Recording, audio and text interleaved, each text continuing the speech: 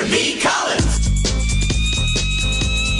Peter B. Collins, news and comment. It's Thursday, January 9th, 2020.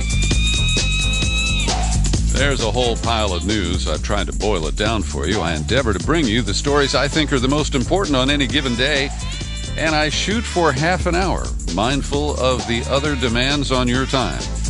Recently, I haven't succeeded in that half-hour mark very often. And today is no exception. I have a pile of news to comment on, and we start with the speculation that is coming from our intelligence agencies regarding the Ukrainian airliner that crashed shortly after takeoff from the Tehran airport just hours after the missile launch from Iran into Iraq, retaliating for the American assassination of Qasem Soleimani. Unnamed intelligence officials tell the New York Times they have a high level of confidence, and that never inspires my confidence, that the Iranians brought down the airliner by mistake. They are saying flatly that at least one Iranian missile hit the aircraft, and maybe two. There were two missiles fired, according, again, to these unnamed intelligence sources.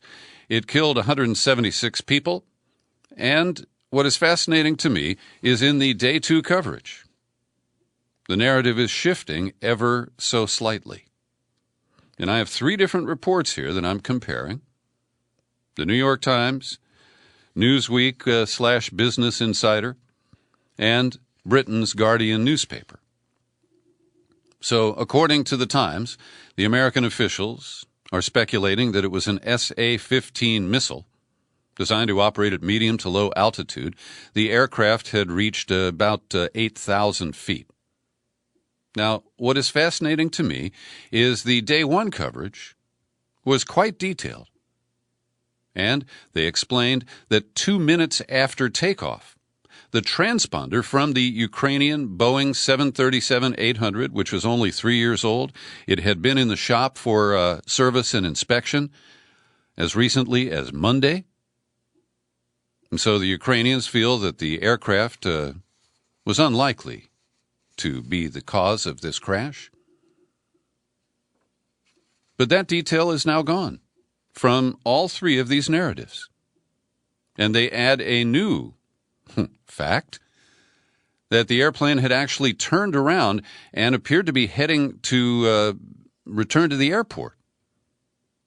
At the time, it burst into a fireball in the sky, crashed to the ground in an even bigger fireball. Now, one shift from day one reporting is that the Iranians have invited America's National Transportation Safety Board to assist in the investigation. Now, the day one reports made it seem like the Iranians were doing a cover-up and they wouldn't participate with the U.S. investigators. Now, the real issue there is that because of U.S. sanctions on Iran, an effort by the Iranians to contact Boeing or the NTSB could be construed as a violation of those sanctions. Trump could easily issue a waiver, but so far we have not seen anything like that. Now, Trump gave a statement, somebody could have made a mistake. It was flying in a pretty rough neighborhood. I don't know what that means.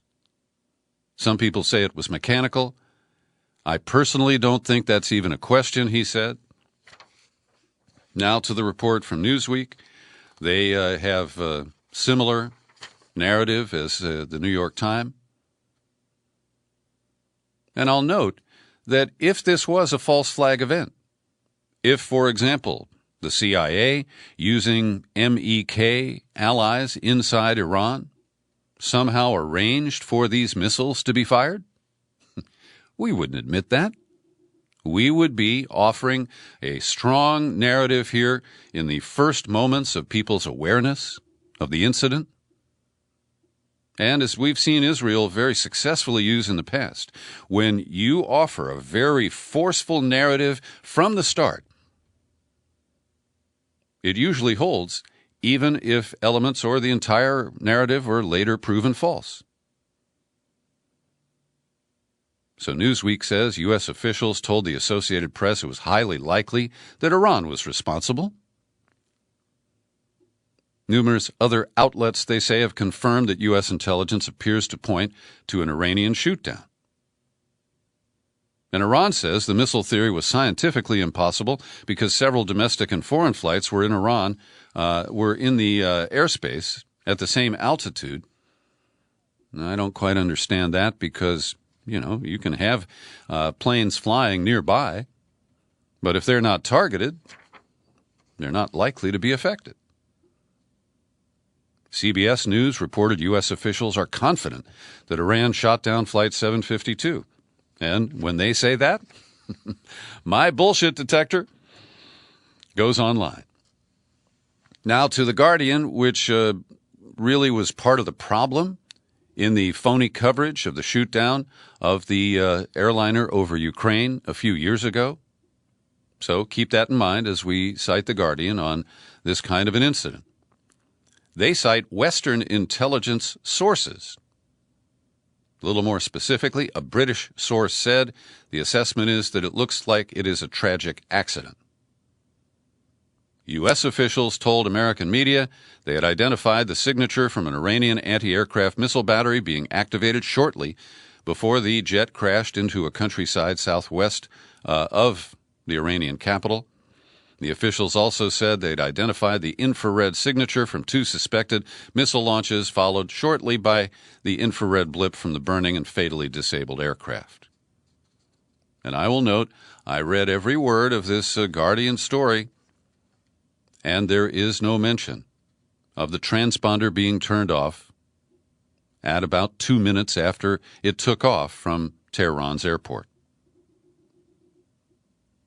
Now, that may have been false, but as a careful observer of matters like this, I think it's important to note how the narrative shifts. And ultimately, we have some black boxes that have been recovered, one of them apparently damaged, and we'll see if they offer any insight into that transponder issue, or if this will simply be excised from the narrative from this point forward.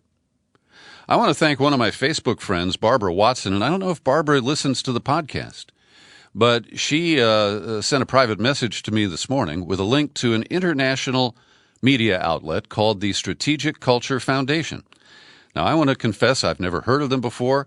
I took a quick glance at their website. They feature reporters from many different nations, and the report that I'm citing here is written by Federico Pieracini. And he offers some troubling details to the events that culminated in the assassination of Soleimani in Baghdad. And I'm going to take some time here to detail this for you. The caretaker prime minister who resigned in protest, whose name is Adil Abdul Mahdi, revealed details of his interactions with Trump. Now, we heard the message that Max Blumenthal reported from Mahdi's speech to the parliament there in Iraq that occurred last Sunday, and how in addition to demanding that the U.S. remove all of its troops from Iraq, he also said that Soleimani had arrived in Baghdad to meet with him to continue mediation of disputes between Iran and Saudi Arabia. So this report adds to that. Mahdi tried to explain several times on live television how Washington had been browbeating him and other Iraqi members of parliament to toe the American line, threatening to engage in false flag sniper shootings of protesters and security personnel who'd been on the streets in Baghdad protesting. Now, this is news to me, and let me underscore that this is a single source. But we don't see any reference to this in American media, except some fringe independent media outlets. And this is the most detailed that I've seen so far. I'll continue. The Speaker of the House in Iraq, named Halbusi, attended the parliamentary session, while almost none of the Sunni members did. because the Americans had learned that Mahdi was planning to reveal sensitive secrets in the session and sent Halbusi to prevent this. Halbusi cut Mahdi off at the commencement of his speech, and then he sat next to Mahdi, speaking openly with him, but without it being recorded.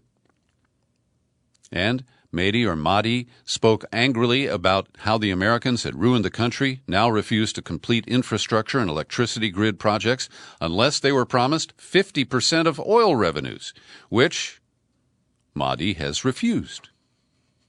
Now, we haven't heard about this before.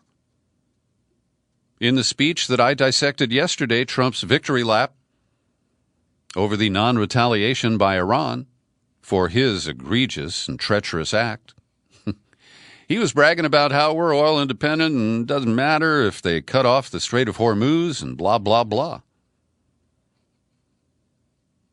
But he does seem to covet oil resources in both Iraq and Syria. So Mahdi goes on, this is why I visited China, signed an important agreement with them to undertake the construction instead. Upon my return, Trump called me to ask me to reject this agreement. When I refused, he threatened to unleash huge demonstrations against me that would end my premiership. Huge demonstrations against me duly materialized, and Trump called again to threaten that if I did not comply with his demands, then he would have Marine snipers on tall buildings target protesters and security personnel. I refused again and handed in my resignation. To this day, the Americans insist on us rescinding our deal with the Chinese.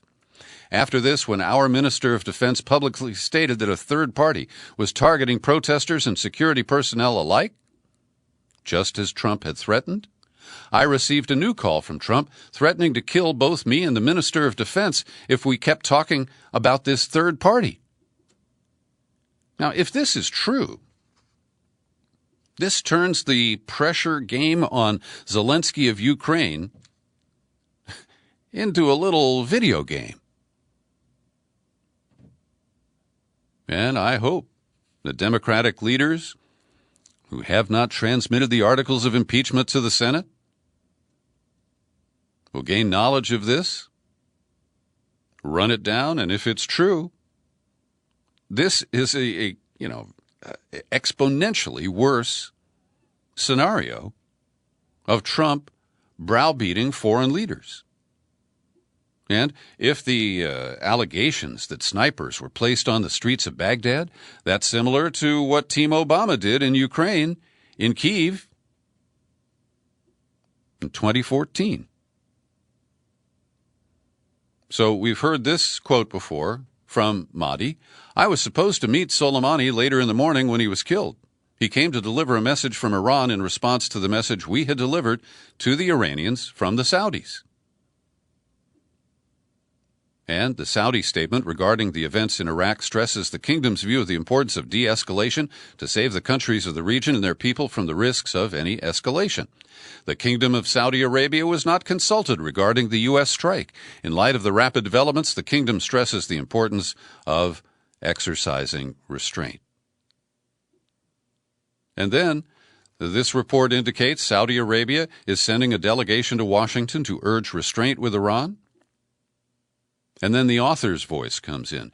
What clearly emerges is that the success of the operation against Soleimani had nothing to do with the intelligence gathering of the U.S. or Israel. It was known to all that Soleimani was headed to Baghdad in a diplomatic capacity, and it would seem that the Saudis, Iranians, and Iraqis were well on the way toward averting a regional conflict involving Syria, Iraq, and Yemen. And he goes on to speculate that despite our bragging about energy independence, we are concerned about other nations shifting away from the dollar as the common currency for oil trading. And this has been a long time issue. And at the close of this post by Federico Piracini, he writes, Soleimani's death is the result of a convergence of U.S. and Israeli interests. With no other way of halting Eurasian integration, Washington can only throw the region into chaos by targeting countries like Iran, Iraq, and Syria that are central to the Eurasian project. While Israel has never had the ability or audacity to carry out such an assassination itself, he writes, the importance of the Israel lobby to Trump's electoral success would have influenced his decision. Well, I just have a disagreement. Israel has routinely assassinated people, including Iranian nuclear scientists on the streets of Tehran, leaders of Hamas.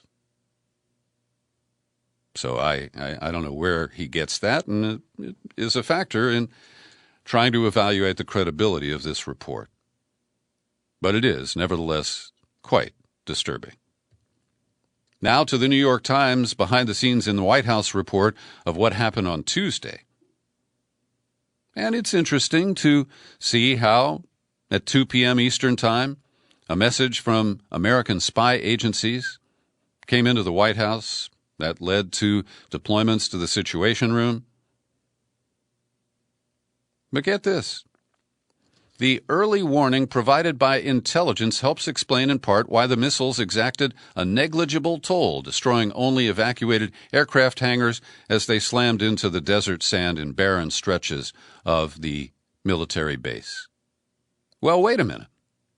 Again, the day one report that I shared with you yesterday is that the early warnings didn't come from our intelligence agencies. It's because Iran informed the leadership of Iraq what they were about to do, and Iraq duly reported that to the United States. So here it is, the New York Times trying to rewrite that part of the story. Let's see, Gina Haspel, CIA director, Bloody Gina, was monitoring the crisis from the agency headquarters at Langley. In the days before the they called this the death of General Soleimani. Not even mentioning an assassination. He was killed at the hands of the U.S. He just died. Ms. Haspel had advised Trump that the threat that the Iranian general presented was greater than the threat of Iran's response if he was killed. Though Ms. Haspel took no formal position about whether to kill General Soleimani, officials who listened came away with the clear view that the CIA said that this assassination would, that's my word, would improve, not weaken, security in the Middle East. All right, one more take from this article. Why did the Iran strikes do such little damage? Trump attributed it to the precautions taken, the dispersal of forces, and an early warning system that worked very well. A senior American official dismissed the idea that Iran had intentionally avoided killing American troops by aiming instead for uninhabited parts of the two bases. Now, that is printed by the New York Times without any challenge, without any, on the other hand. Okay, there is a bit of on the other hand. American officials acknowledged that Iran's leaders showed restraint in planning the missile strikes, especially after the fiery rhetoric coming from Tehran. That's as close as they get. But top Iranian general of the Revolutionary Guards Aerospace Force, Amir Ali Hajizadeh, well, according to the Washington Post, they quote him as saying, "We did not intend to kill. We intended to hit the enemy's military machinery." Now, I will admit we're getting mixed signals, kind of confusing statements from the Iranian leadership, because he went on to say that tens of people were killed or wounded. Now, he said we didn't target humans, but one of the reports attributed to Iranian sources yesterday put the number at 82 Iraqis and Americans killed in this so-called retaliatory strike. I cannot at this point sort out what is true. There's also a report here in the Post that on Wednesday, late in the day, there were rocket attacks on the Green Zone, the U.S. Embassy.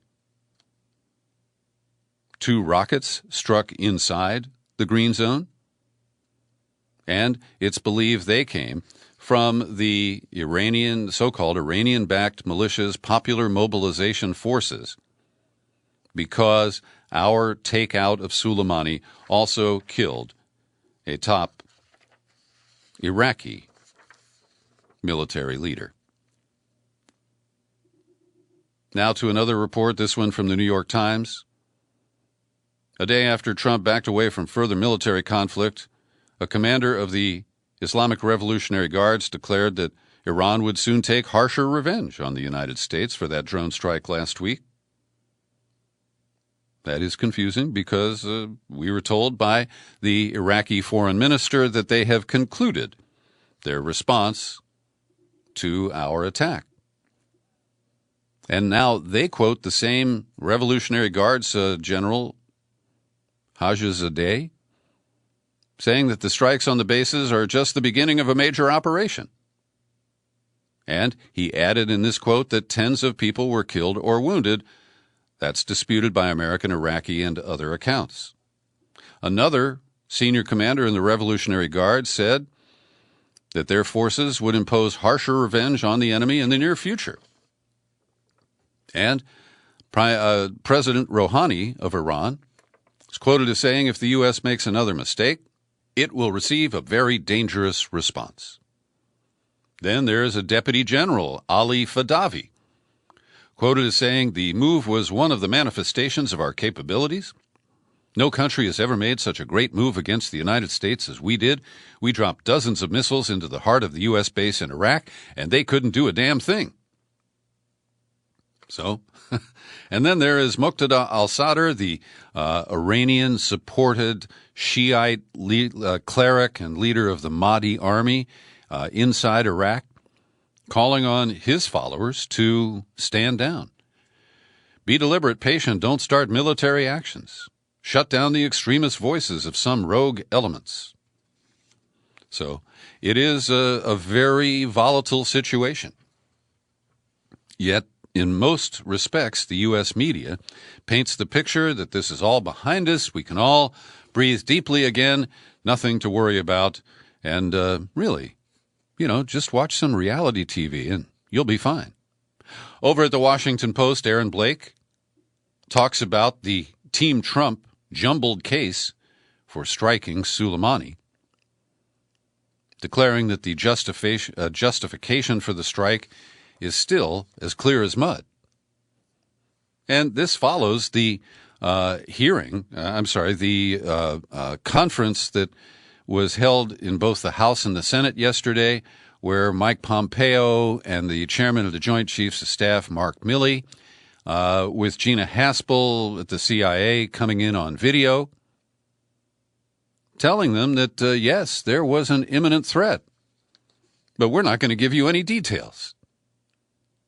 And the people who were most pissed were Republicans, like Senator Mike Lee of Utah. Have you seen his angry comments to the media? He said, this is probably the worst briefing I have seen, at least on a military issue, in the 9 years I've been a senator. And Rand Paul chimed in, I didn't learn anything in the hearing that I hadn't seen in the newspaper already. None of it was overwhelming that X was going to happen. Now, reliable loyalists of Trump like Senator Risch of Idaho and Senator Rubio of Florida, they're following the White House line. But the lack of information, the confusion, and the obfuscation are being noticed by members of both parties in Washington. And today at the Washington Post, reporter Greg Sargent was listening to NPR on his way to work and heard Senator Lee interviewed by NPR's Rachel Martin. And Lee offered this as an answer to a question about the briefings that pissed off Lee the day before. He said, well, as I recall, one of my colleagues asked a hypothetical question. If the United States could undertake a strike to kill the supreme leader of Iran, and would such an action require authorization for the use of military force? And Lee said the fact that there was nothing but a refusal to answer the question was perhaps the most deeply upsetting thing to him in that meeting. And he also said on NPR that the White House has discouraged us from even having a debate on the Senate floor, being told that might somehow embolden the Iranian government in future attacks against the United States. And that really seemed to put him into a separate orbit. Over at Consortium News today, I recommend an article by Dave Inder Komar. He is an attorney, and he reviews international law related to our claims that killing Soleimani was a defensive action. Komar doesn't cite the so-called Bethlehem doctrine that's been used by Tony Blair in Britain and Netanyahu in Israel to claim these very expansive and far-fetched ideas of what is a defensive preemptive act. But he cites international law and the International Criminal Court precedents, and I think it is worthy for your consideration to better understand these issues.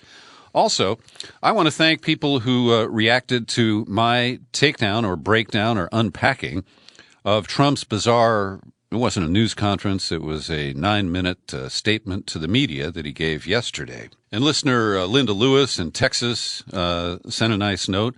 Also, my office neighbor and one of the greatest landlords I've ever encountered, David Brown, stopped me today on my way into the studio and said that he's been avoiding the news lately, but he said that at his house, his Iranian-American wife is so concerned about the hostilities that have been unleashed that David took off his earmuffs and listened to my podcast yesterday. And he said he found it very instructive and has shared it with many other people, and I very much appreciate that. I also want to thank the people who support my work with your subscriptions to this podcast, like Linda Lewis, and let me see who else is hot on the list of a recent contribution. Faith Peoples. Benny Alto is back. He subscribed for many years, and he has just taken out a new subscription. Benny and his pups, great to have you with us. And also Cliff Johnson, who is a supporter of this podcast.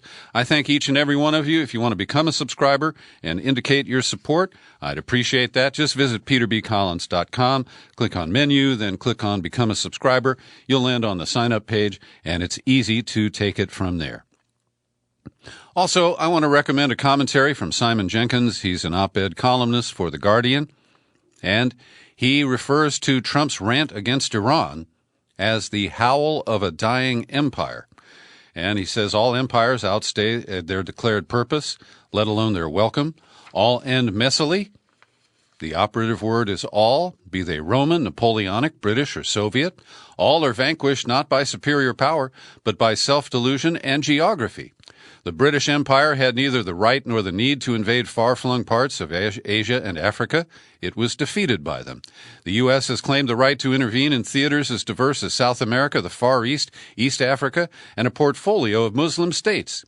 Justification varies from retaliation and deterrence to self-defense and the instilling of democracy.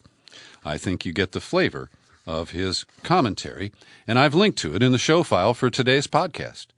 Meanwhile, as I speak, the House of Representatives is debating a non-binding resolution aimed at limiting the president's authority to conduct war against Iran. Now, by using a non-binding resolution, it's something that Trump cannot veto. But it also does not have any real force of law. So Speaker Pelosi said, "This is a statement of the Congress. I will not have that statement be diminished by whether the president will veto it or not." Well, she knows he will, and so she feels it's stronger without that. And we have two different resolutions, and I think they are quite different, in the U.S. Senate. Tim Kaine, the Democrat of Virginia, has a measure that Mike Lee and Rand Paul have said they are now willing to vote for. Well, that gets him to 49, maybe 50 votes. But they need to get to 52 because Mike Pence could come in to break a tie.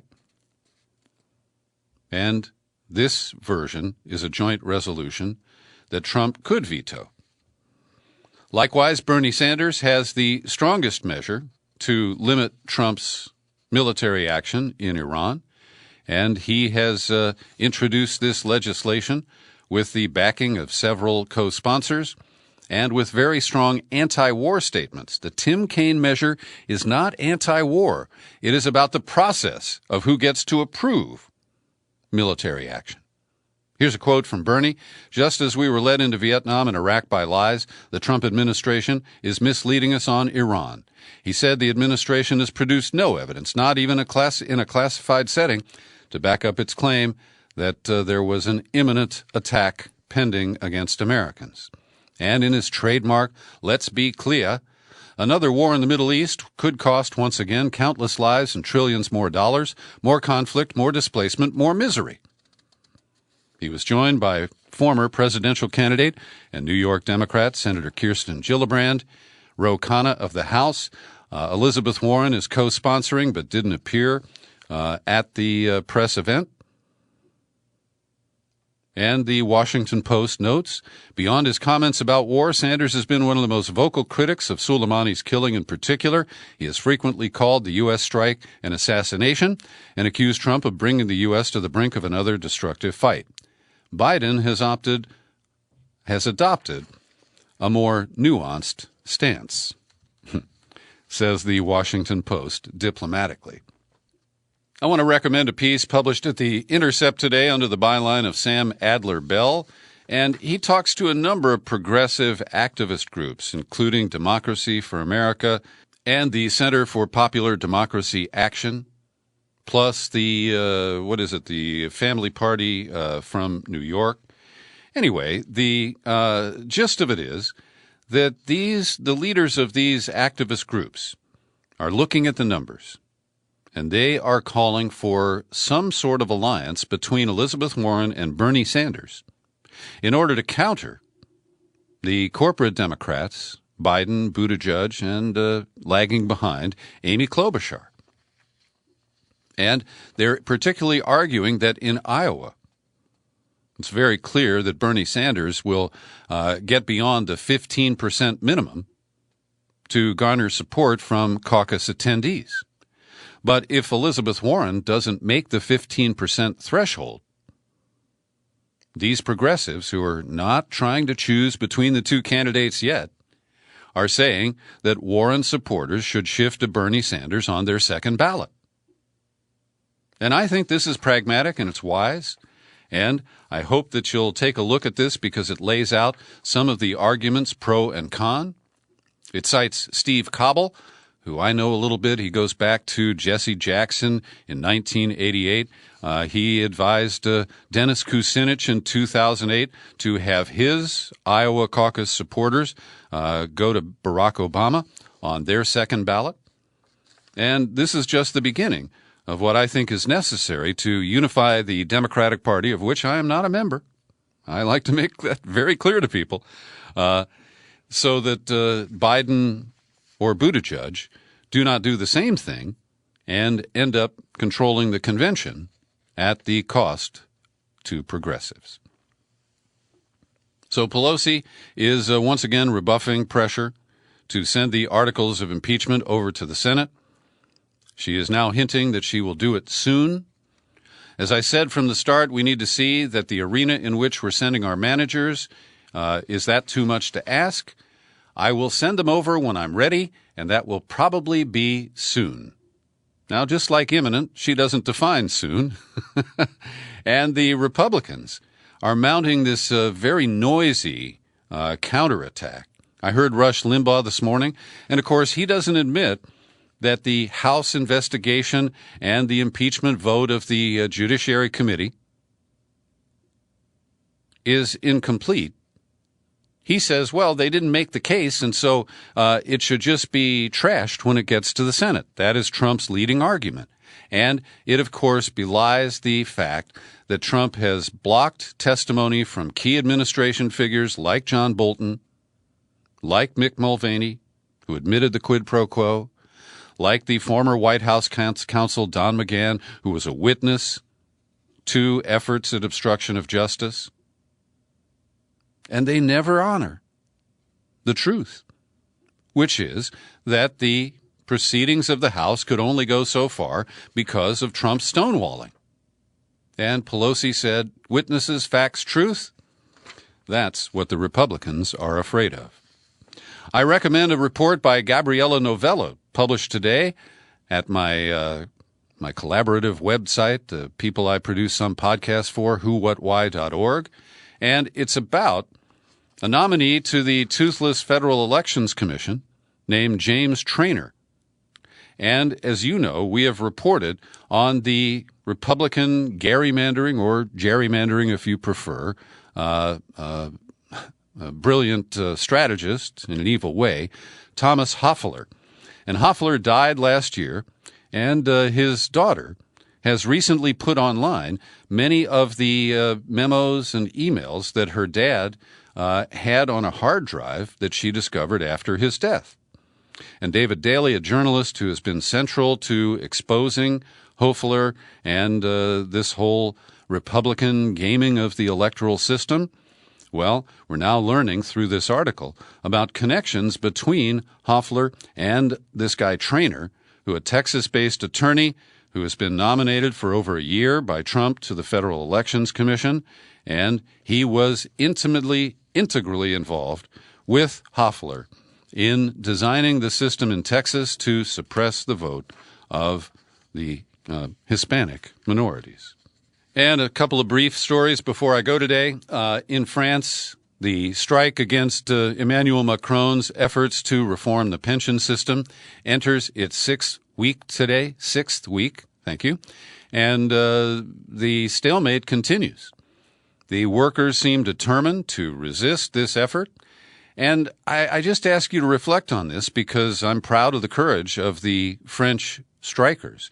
They've shut down rail and the metro in Paris, and it has inconvenienced people. It's starting to hurt the economy. But they are standing firm. And if, as expected, a re-elected Trump makes a move to substantially cut Social Security, will Americans go on strike? Would they strike for 6 weeks? Nah. Tragedy at the Mexican border yesterday. A 30-ish man from Mexico approached the border station along the Rio Grande in the town of Phaar, P-H-A-A-R, Texas. He crossed the bridge. He asked for asylum, saying that he feared that he could be killed in Mexico. He was turned back. And on the international bridge, at about 5 p.m., he slit his own throat and died on the scene. There are also reports of asylum seekers who were sent back to Mexico, including a 9-year-old disabled girl and her mother who were kidnapped and raped.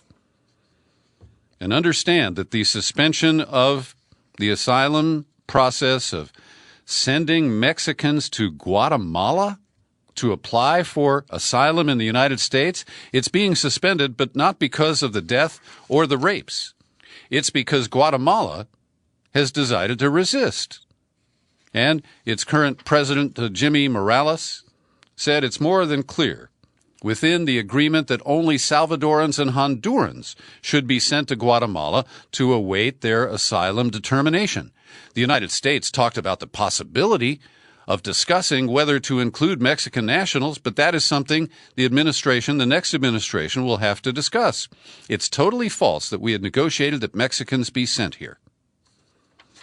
Well, he's on his way out, and that's why he's willing, I guess, to take a stand. I also want to recommend an excellent report at the Gray Zone Project today under the byline of Leonardo Flores. And he tells the real story of what's been going on in Caracas in recent days. And it puts the corporate media to shame. Because I've seen reports the last few nights on the PBS NewsHour where they falsely state that the new leader of the National Assembly, Luis Parra, is an ally of Nicolas Maduro. As the article shows, not only is Parra, but 3 or 4 other leaders who are elected of the Assembly in this week are not allies of Nicolas Maduro. They are opponents from an array of up to a dozen different political parties, mostly on the right. They do not support Guaido. But he has put on this phony attempt to enter the National Assembly. He brought a bunch of retired members who support him, who don't have a vote. And the U.S. media said that he had a quorum when he did not. So it's a fascinating report. It belies the omissions and the commissions of American media in recent days. So there was a video, we thought, of Jeffrey Epstein's attempt at suicide back in July. Not the events that actually killed him, but a legitimate attempt at suicide that he made. And word first surfaced that that video had been lost. Within a day, though, the jailhouse video turned up. Quite a conspiracy theories about, this is the Times, about Epstein's death in a later suicide. Prosecutors said the jail staff had confirmed the video had been saved. But today, the saga of the missing then found video took yet another twist when prosecutors revealed that the recording was gone after all. So that little game continues. I rarely report on pop stars like Justin Bieber, but lately, his fans appear to have believed that he's become seriously addicted to drugs because of major differences in his appearance. He's lost a lot of weight. But he has announced that he has Lyme disease and that he will disclose more about it in an upcoming documentary series. And I think this is important news that will convey to millennials and many other Americans who only read trashy tabloids and Hollywood-type zines about the risk of chronic Lyme disease. He said it took him a couple of years to get the right treatment. That's what all of the people with chronic Lyme report. And this story in the Washington Post goes into a little detail about the official story about the cause of Lyme disease. But I encourage you to click on the link in the show file to my podcast interview from last August with Chris Newby, the author of the book called Bitten, and NYU professor Mark Crispin Miller, who is a Lyme patient. He also joined us in this podcast, and it reveals quite a bit more than the Washington Post does in its story about Justin Bieber. And finally today, your humble host typically avoids any coverage of the British royal family. I consider the whole monarchy to be an irrelevant relic of a past age.